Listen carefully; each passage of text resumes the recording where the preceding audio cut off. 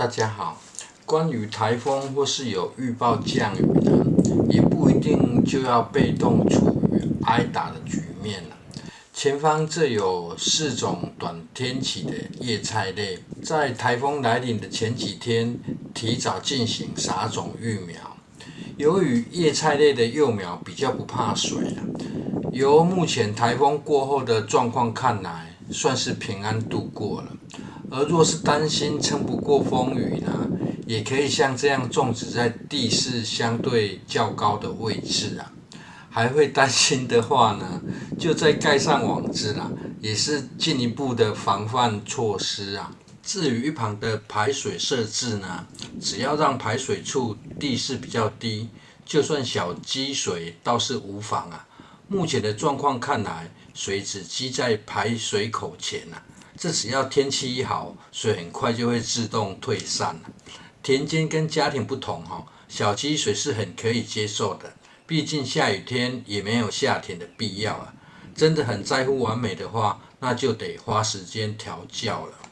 而台风或是连续降雨期间呢，青葱是很容易高涨到买不下手的配菜也由于青葱对于个人进行料理时呢，算是非常重要，使用量也很大，因此几乎有空间种就会把葱塞进去了。另外也是有可以驱除线虫的说法。至于说种一次可以常年吃不完这种说法是是而非啦。这离想要就采收的状态差很远啦。毕竟种植空间小，就很难达到这种境界。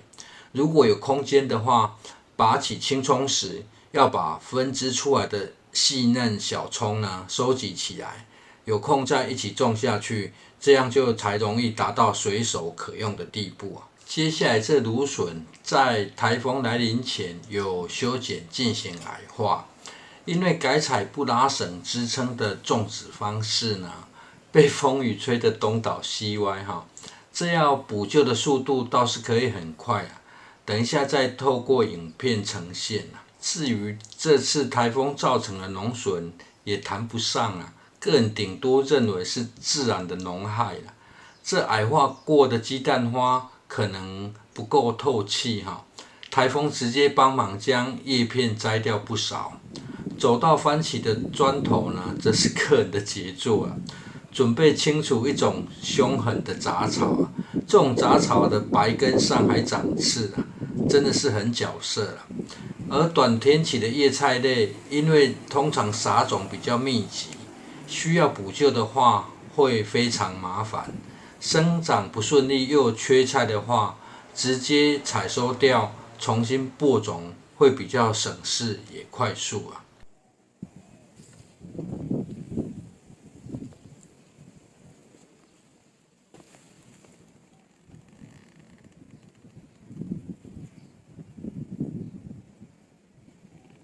至于这大番茄不急着耕动让其站立的原因则是这有一种特别压枝的种法。番茄长到一定高度后，会故意把它推倒茎部接触到土壤，还会再额外长出根系更多的根系反而还会生长得更好其实这是压枝繁殖的概念有备案，所以也就不急。由于前院要继续上工，需要再等待1-2天后就先将芦笋一次调整到定位，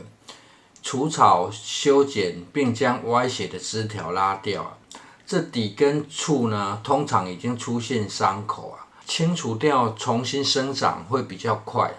而虽然有人认为呢，绿芦笋不需要培土，但是个人还是觉得需要因为芦笋从地底窜出的时候，多少还是会造成土壤崩落不培土的话，很容易出现裸根的现象。只是培土的时间不需要在采收时就进行培土当然，如果是采用平面式种植呢，培土需求的频率就可以再降低后院需要做的事情其实还不少只是感觉没什么急迫性目前比较麻烦的是，累积了不少种类的菜苗得上场这个台风造成前院土壤湿黏，有点动弹不得了。大概就是目前最大的困境。谢谢收看。